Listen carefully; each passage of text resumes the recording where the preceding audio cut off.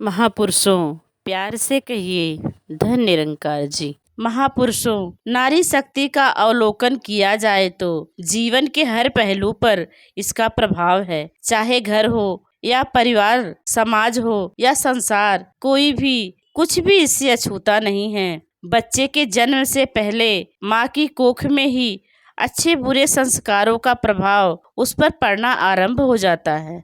फिर ज्यों-ज्यों वो बढ़ता है, संभलता है, कदम कदम पर माँ की ममता उसे विकसित करने में सहायक सिद्ध होती है। नारी शक्ति की महत्ता को स्वीकार करते हुए यह भी कहा जाता है कि हर कामयाब पुरुष के पीछे किसी स्त्री का हाथ होता है। पर यह हमारा दुर्भाग्य भी कहा जाएगा कि आज भी हम नारी को हीन दृष्टि से देखने की प्रवृत्ति को छोड़ नहीं पा रहे हैं। तभी तो कन्या को जन्म लेने से पहले ही उसका गला घोंट देते हैं और भ्रूण हत्या का घोर अपराध अपने माथे मढ़ लेते हैं। यह हमारी विषैली सोच और मानसिक दिवालियापन ही तो है जो अपने स्वार्थ की खातिर मानवता का इतना बड़ा नुकसान करते जाते हैं। कोई उसे वंशवाद में बाधक समझ लेता है तो किसी को बुढ़ापे में सहारा बनने की क्षमता उसमें नजर नहीं आती।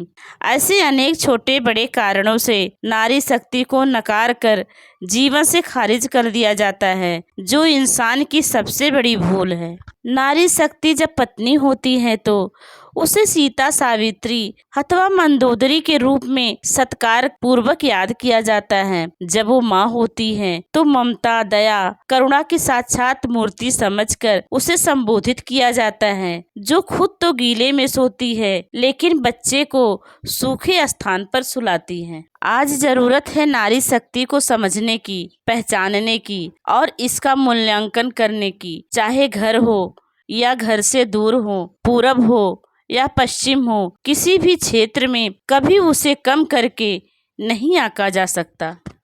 सच माने तो नारी वह धुरी है जिसके इर्द गिर्द घर संसार घूमता है। पहले घर बनता है, फिर परिवार चलता है, फिर समाज संवरता है, बाद में सुंदर संसार का निर्माण होता है। वास्तव में नारी वो आधारशिला है जो जीवन के हर पड़ाव पर अपनी भूमिका निभाती है। पहले वो किसी के बचपन को संभालती है और फिर उसके यौवन को संवारती है, बाद में उसके बुढ़ापे का सहारा भी बनती है। निरंकारी राजमाता जी ने नारी व्यक्तित्व के बारे में बोलते हुए कहा था कि नारी चाहे तो वह घर को स्वर्ग बना सकती है और चाहे तो नर्क।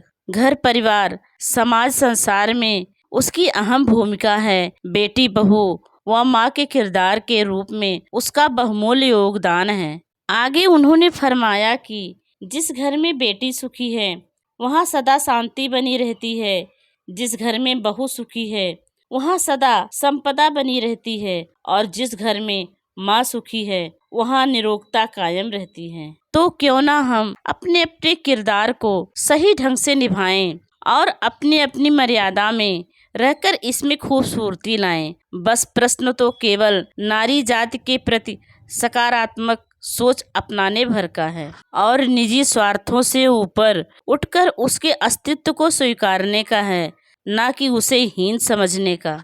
नारी शक्ति की अहमियत को उजागर करने का इससे बड़ा प्रमाण और क्या हो सकता है कि स्वयं सतगुरु बाबा हरदेव सिंह जी महाराज अपनी जीवन संगिनी को साथ लेकर मानव कल्याण के पथ पर अग्रसर हैं। पूज्य माता जी स्वयं कदम से कदम मिलाकर इस परहित के मार्ग पर उनका साथ दिए चली जा रही हैं और मर्यादित जीवन जीने का एक अनुपम उदाहरण पेश कर रही हैं। आओ हम भी सोचें, समझें व जागरूक हों और नारी जाति के प्रति सकारात्मक सोच बनाएं। यदि सचमुच ऐसा हो सका तो कहानी बदल सकती है, फसाना बदल सकता है, नगमे बदल सकते हैं, तराना बदल सकता है। शर्त यह है साकी कि हम अपनी निगाह बदलें, फिर हिंदुस्तान क्या सारा जमाना बदल सकता है। महापुरुषों, प्यार से कहिए धन निरंकार जी।